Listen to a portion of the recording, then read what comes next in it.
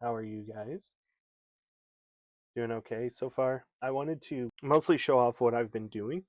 I've been setting up my MTG Goldfish. So I have a couple of decks already on there. I'll actually give me 1 second. I'll actually pull it up and show it off right now. Yeah, I basically set up my MTG Goldfish. This is the one I'm currently working on. I'm pretty happy with it, at least for now. It is Commander, so of course I have those 100 cards. Uh, but this one is my Belrog Durin's Bane Commander deck. Simplistic idea of it is to sack a lot of things, so that way he becomes a little bit cheaper. Put him out on the battlefield and just start destroying things.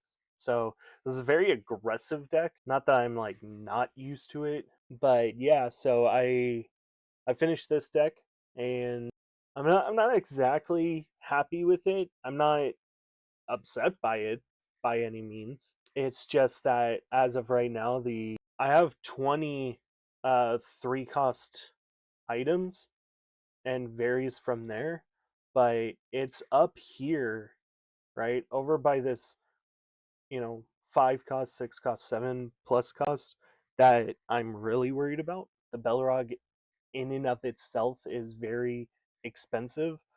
But again, the idea is that, I have stuff like Gollum Patient Plotter, which makes it that when it leaves the battlefield during Tempts Me, I can pay a black and sack your creature to return Gollum from the graveyard to my hand, which is pretty nifty, obviously.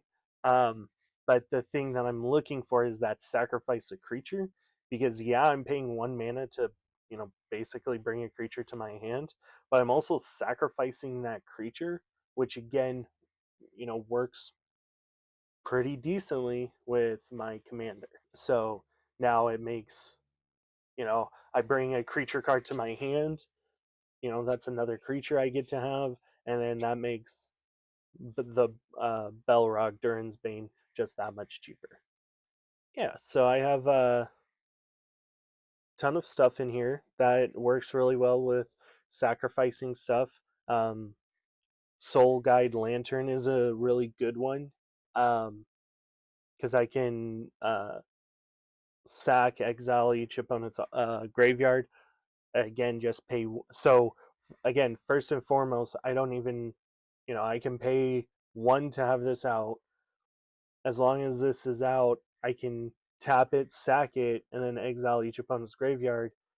And now that is a free mana that makes the Belrog cheaper to cast. Even if I did pay the 1 to tap, sack this artifact, draw a card, that's still, that balances out, right? That balances out the like the cost of my commander. Like it would end up becoming worth it. So pretty nifty, if I do say so myself. I really like that idea. I've liked the idea of sacrifice, and I really like the idea of the commander making it so that way it's super easy to just sack a bunch of stuff and then you know, make my commander cheaper. To say the least. Here, Vengeful Blood Witch, and that was the other part of it too, is that in the purpose of being Rakdos and sacrificing and a lot of unalive triggers, the idea is that I make, unalive triggers um a little bit worth it. Yeah, whenever this creature, another creature you control's target opponent loses a life, I gain a life.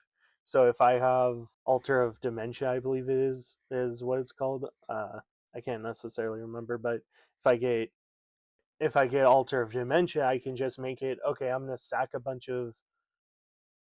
sacrifice a bunch of creatures, and then now I've made my commander a lot cheaper, and any creatures that I had sacrificed to the altar now pings my opponents for 1 life, and I gain a life, and I get my commander off.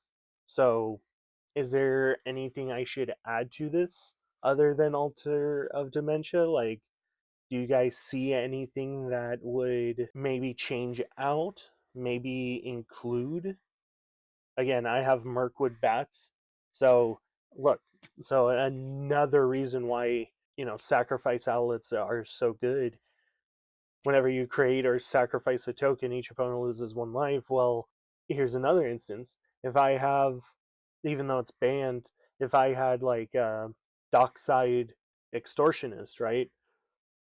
All of those treasure tokens that I would be making, those are tap, sacrifice, add 1 mana of any color. Well, the spell costs 1 less to cast for each permanent sacrifice this turn. If I sack a treasure token to add 1 mana of any color, I can use that mana to play the Belrock.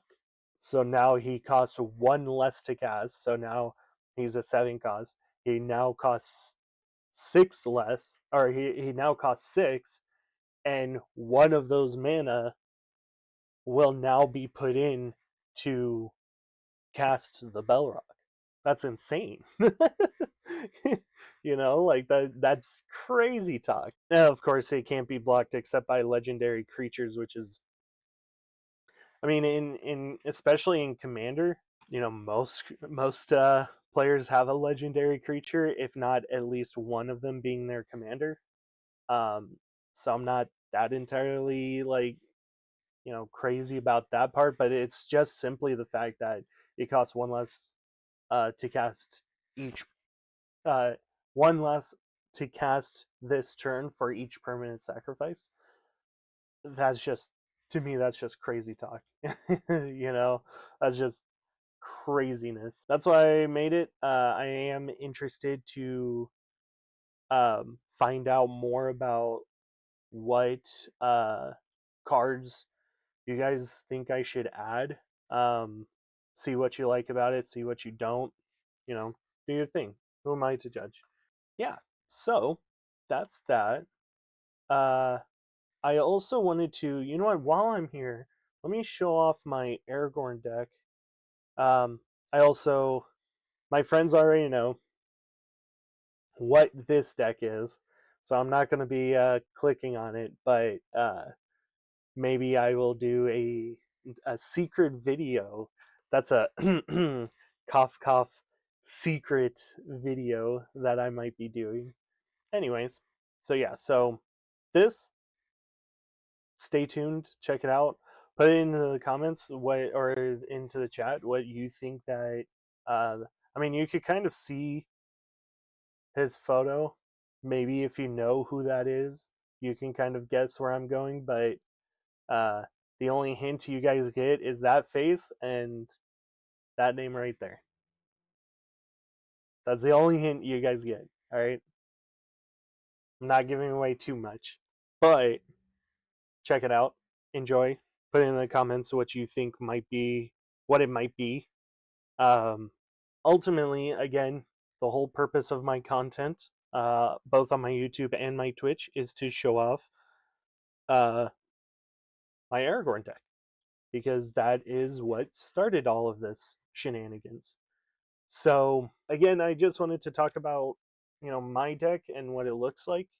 Um, this one in particular, the reason I'm kind of fond of this deck alone is simply the fact that there's just such great synergy that just Aragorn has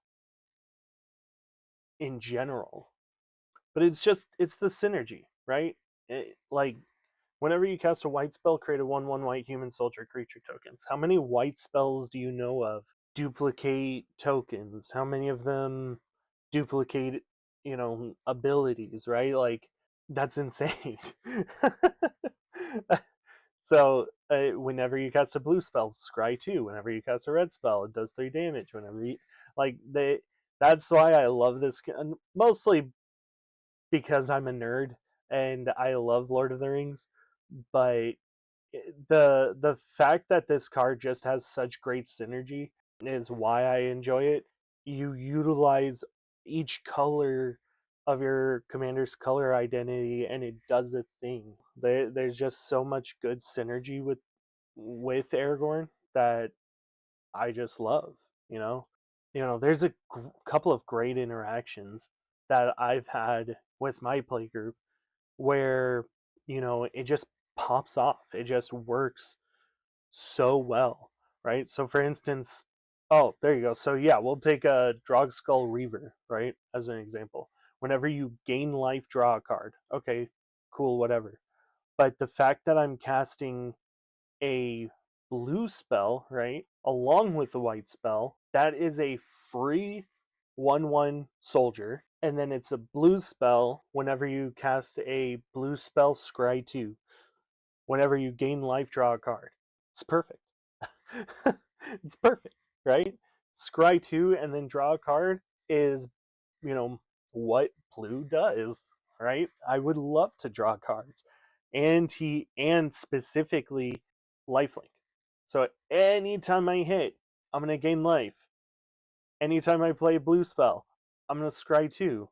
Anytime I gain life, draw a card. It's perfect. What more can I ask for?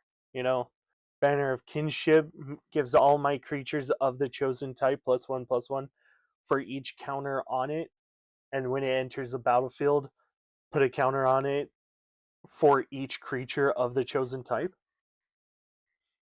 I've casted 5 white spells. Now I've created 5 1/1 white human soldier creature tokens. Banner of Kinship gets 5+1 or 5 counters on it, and creatures who are white human soldiers now get 5+1/+1 counters. Insane. Insane setups. Gift of Strands. Give a creature +4/+4 until end of turn, and I get to scry 2. And that creature gets +3/+3. So you're telling me that because I casted Gift of Strands, enchanted a creature, and it's a green spell, I just gave a single creature +7/+7 with flash, so I could do it when blocks are declared. It's insane. It's insanity. Same thing with this one. Enchant creature. Enchanted creature gets +2/+2 and has trample lifelink. +2/+2, +4/+4. That's a 6/6 trample lifelink. And then I create a 1/1 white human soldier. What honestly, what more can you ask for? You know? Give all my creature tokens +1/+1. What genuinely? What more can you ask for? What else could there be that makes it so beautiful? You know? Boromir, right? Zach Boromir. All my creatures have indestructible. I do have in here. I do have the Fellowship.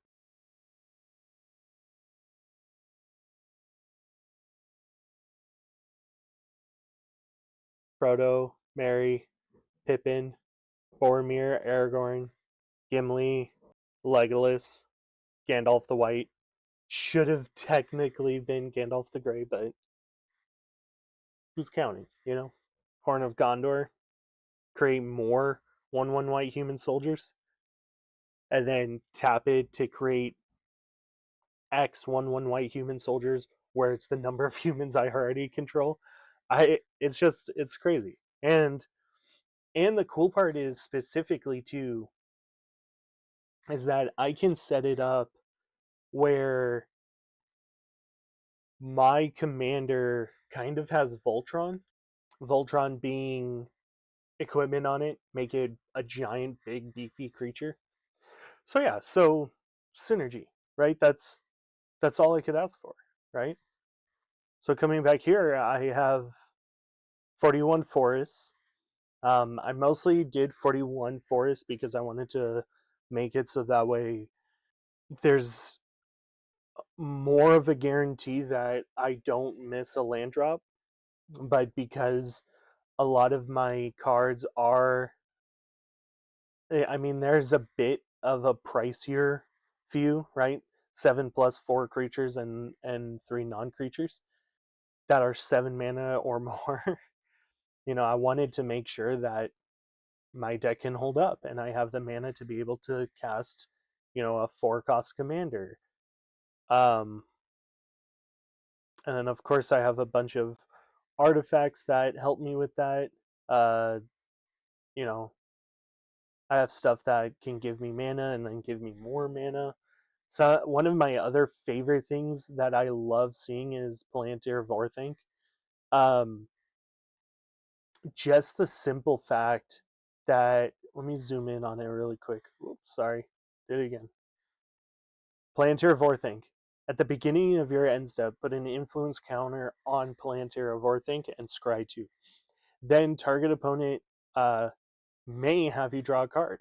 If that player doesn't, you mill X cards, where X is the number of influence counters on the Palantir Vorthink. That player loses life equal to the total mana value of those cards. Late game, and if there's a way you can just have a disgusting amount of counters on it, you're going to be, realistically, this is good for any mill deck. Every single time you enter right, it says at the beginning of your end step, as soon as the beginning of your end step happens, you get to scry 2, right? Choose which card you like, put it on top. Cool, reasonable. And now you're just telling someone, you either let me draw this card that I put on top, or I'm going to mill as much of those cards into the graveyard, and you're going to take damage for the mana value of each of those cards. I put Dark Steel Colossus in here because Dark Steel Colossus is disgusting. But imagine being like, yeah, Zach, I don't want you to draw a card because of the Palantir. I don't want you to draw a card, so I'll take damage, and the thing I mill is Dark Steel Colossus. If Dark Steel Colossus, here, let me read that bottom part. If Dark Steel Colossus would be put into a graveyard from anywhere, reveal and shuffle it into its owner's library instead. Do you think I should add to it to just be more disgusting? Again, I like magic cards like that where have a plan for each of your cards, and that plan just makes it more and more disgusting. I love that. I love that stuff. What you gonna do?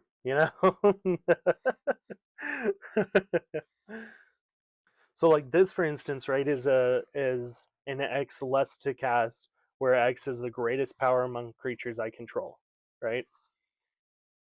If I cast a green spell, I can give Aragorn, who's already a 5/5, +4/+4, making this only a 2-cost, right? Because his greatest power amongst creatures I control, would be a 9, and his 9-cost would reduce that down to just 2 green mana, which I could give him another +4/+4 if I was that mean. If I was that evil, I could give him another +4/+4, because it's whenever I cast a green spell, target creature gets +4/+4, and then it taps for 2 green mana. I gain 2 life, and whenever a non-token creature enters the battlefield under my control, get a +1/+1 and draw a card. If I play, or let's say Fairmere, right? I tap the Great Hinge, add 2 green mana, right? And then I tap a white and a blue. Aragorn triggers, I'm going to scry 2 because I'm casting a blue spell. Then, because I'm casting a blue spell and a white spell, I'm getting a 1/1 white human soldier creature token. It's also a blue spell, so I get to scry 2. Look at the top 2 cards, go, I like this one. Whenever a non-token creature enters the battlefield under my control, put a +1/+1 counter on it. and draw a card. Faramir enters the battlefield, becomes a 4/4 creature, draw that card that I liked because I got to see it with Aragorn the Uniter. And then if I was feeling, spicy, I have Last March of the Ants in there as well. This spell can't be countered, and I draw cards equal to the greatest toughness among creatures I control, then put any number of creature cards from my hand onto the battlefield just because I was feeling spicy. It's insanity. It's insanity. And actually, I had a really great gameplay interactions in person with my friends. I'll give a shout out to my buddy Travis. I wish I could remember what his commander was, but he had a really funny interaction with my deck because what he did was able to exile a bunch of my cards from my library. I'm not angry by it because it was such a genuine like this is what my deck can do, right? Cast them from exile onto his battlefild essentially without paying. I don't want him to cast my stuff.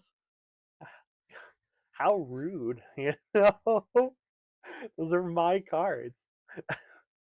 But he casted them, and I forgot what he even got, but I know for a fact he got my Great Henge. I'm pretty sure he had gotten my Last March of the Ents.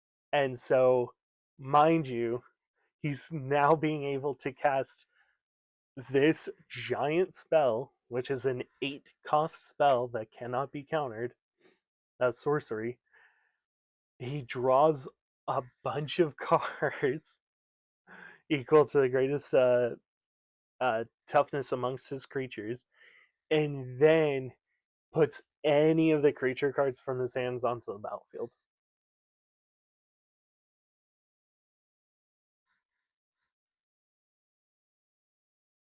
Monster. Devastating. I think he also brought out Drog's Reaver, which was like,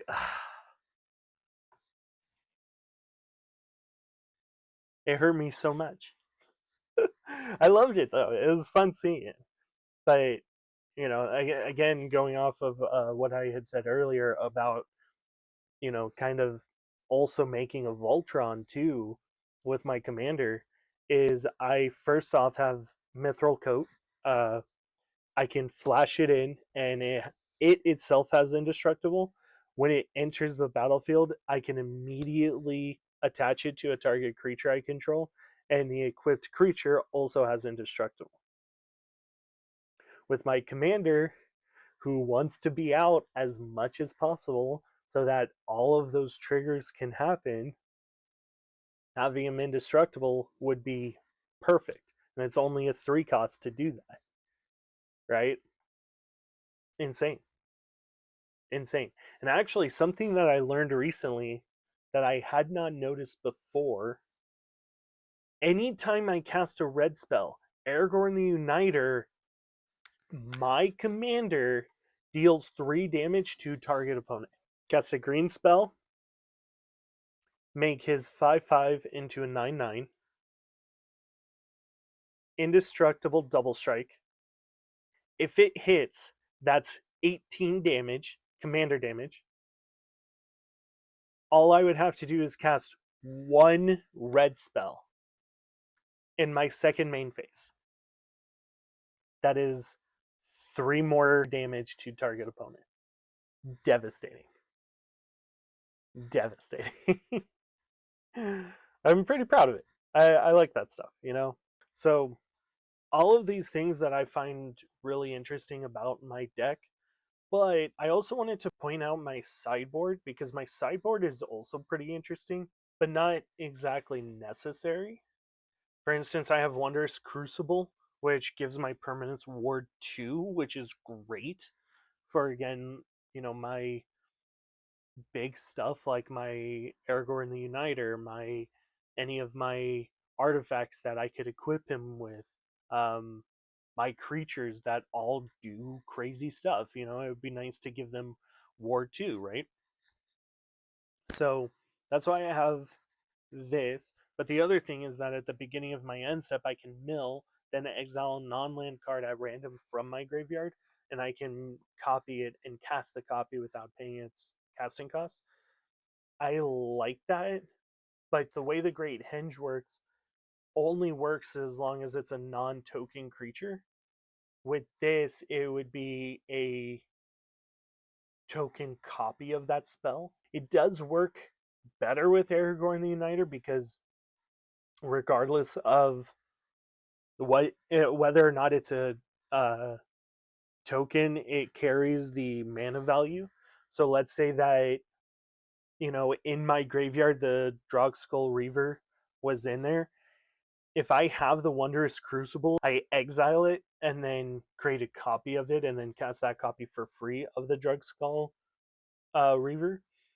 That still counts as a white and blue spell, right? So let's say I casted it and then someone, you know, shoots it down, goes to my graveyard, and then I have Wondrous Crucible. I can just bring it back,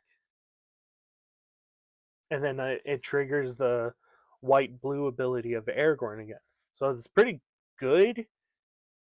I may switch it out, but it is also a 7 cost.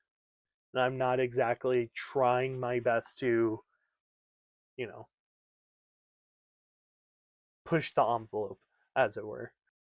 Um, I do have Ruby Daring Tracker, uh, just solely because it has haste and green. So I can give it +4/+4 because of my commander. Um, and I can continue to tap it to add mana. But because it does get a +4/+4, whenever Ruby attacks while you control a creature with power 4 or greater, it gains +2/+2 until end of turn. It might be able to see itself as a creature with power 4 or greater, um, to which it'll get a +2/+2, which means it's a 6/6 when it attacks. Um, but that's again a good one. Plus, my commander does 3 damage, so really nice stuff. I have Teach by Example, just because again of all of these spells, I can do, you know, I can do 4 damage to target player or planeswalker, and then because of Teach by Example, I can copy it and then choose a new target for the copy. So I could do 4 damage to one player, 4 damage to another, or again, I could do like 2 creatures I control gain double strike. Really, whatever. Um, Heck, I could even give my permanents indestructible and double strike because of Teach by Example, because it's creating a copy of it, so I can just choose a different version. Um, but yeah, that's why I have this in here. Again, all of these are, most of the red ones kind of are more like I'm damaging those creatures, right? So Smite the Deathless takes away indestructible from a creature, and if it would die, exile it instead. Um, and it does 3 damage. So if again Teach by Example, I can copy it. I can do that to a different creature and exile a different creature. Breaking the Fellowship, just have each other have a target creature an opponent controls deal damage equal to its power to another target creature that player controls. The best way I've utilized this is if creatures my opponents control have Death Touch, because then I can just use one creature to do damage to another one of their creatures, and it would be lethal for their other creature. So stuff like that is super nice. And again, if I Teach by Example with it, I can have it, you know, I can do that to one player and then do the copy to another player. Or I can, if they have 4 creatures out on the battlefield and 2 are a problem, I can have maybe use the one Death Touch creature to do 1 damage there. And because I'm copying it, I can use the same creature to do another damage to a different creature. So on and so forth. I'm not going to keep going with it. But yeah, that's why I have this in here. Champion Helmet, again, just a nice easy +2/+2, and it will have hexproof as long as it's legendary. The Skyclave Relic is kind of the same idea of my Replicant Ring, where if I have a random 6 mana and nothing to do, I can make 3 more 1 mana rock. Otherwise, I can just tap 3 and it's a nice mana rock. However, this one was a little bit of backstory. If you guys have seen it, this Gandalf, Friend of the Shire, and Wizard's Rocket has borderless cards of each one that merges into one another. I have these 2 cards, which I'm really proud of. So yeah, that's realistically why I included Wizard's Rocket. Again, I do like filtering, but it's not absolutely necessary for me. My biggest thing is the fact that they kind of, I mean, first and foremost, they look well together, but I do like how this Gandalf has flash. I can cast sorceries as though they have flash. I'm not too particular about the ring tempts me, even though I have 2 decks now that interact with the ring tempts me. Whenever the ring tempts me, I can choose another creature other than Gandalf, and then I can draw a card, which is super helpful, of course. I have Rushmi, and Ragavan. Um, Whenever I cast my first spell during each of my turns, exile the top card of my opponent's library and create a treasure token. Then I may cast the exile card without paying its mana cost if it's a spell with mana value less than the number of artifacts I control. If I don't cast it this way, I can cast it this turn. So first and foremost, if I need to make anything apparent, is that it does not say anything about I can pay mana of any type to cast it. So that's kind of a big problem. Now, ideally, what I would want to do is be able to exile it without paying its mana cost as long as it's less than the number of artifacts I control. But otherwise, if I can't do that, then this part of it, if I don't cast it this way, I can cast it this turn, only dependent on if I have mana to cast it. I think in my normal play group, there's about 4 people who they typically play with black mana. You know, one of my friends, he does a vampire deck, so red black, so I can't do that with him. I think my brother's is red white black, so I got to be careful about him. I know for sure my buddy Travis, the one who stole a bunch of my cards, I'm pretty sure his whole thing is casting stuff mana of any color. So that might be helpful, but I think that's primarily black blue. But regardless, it's good, kind of. Solely, I do like it for the fact that it's green, blue, and red. So I have Cloud Blazer. When this creature enters, gain 2 life, draw a card. Deadeye Navigator is an interesting one though, solely due to the fact that Deadeye Navigator is notoriously a nice blink creature. For me, I don't want to pay 6 mana to be able to cast him, but I do like the fact that I can blink any of my important spells, which is always nice. That's what I would want to do. Prime Speaker Zegana, but it enters with the X+1/+1 counters on it, where X is the greatest power among other creatures I control. When it enters, draw cards equal to its power. This one is a good one because it's a green-blue, so I can have Aragorn get +4/+4, and now his power is a 9/9, making Prime Speaker Zegana +9/+9, or technically X 9+1/+1 counters. So that's pretty good. So that's why I have that in there. Nice big creature. I do have Avika, Enigma Goliath. This one is pretty interesting, mostly due to the fact that I can just have this Phyrexian Nightmare come in and just create a bunch of creatures for me to be able to have a board state, which is obviously important. Again, I'm not necessarily particular about this one, only because it's mostly focused on itself. Again, if I were to, let's say, have Banner of Kinship, like if for some reason I were to have 12 mana, I guess, I can cast this and then cast a Banner of Kinship and then just choose Phyrexian goblins. So I would create 5 goblins, and then Banner of Kinship would look at them, say, okay, here's 5 goblins that entered. I'm going to choose goblin. It's going to have 5 fellowship counters on Banner of Kinship. Now each of those goblins become a 5/5 with haste, so 25 damage, like that. Not necessary. The only one I think that might be worth it is if it was maybe last March of the Ents. I think would be the best one out of all of it, because it's an 8 cost and it would create 8 of those Phyrexian golems. It's something though. Thank you for watching today's video, and thank you for hanging out with me. I hope you had a good time. Check out my channel for more fun videos, or if you'd like to see more content I created, you can check out my socials. Also, please like, share, and subscribe to stay up to date.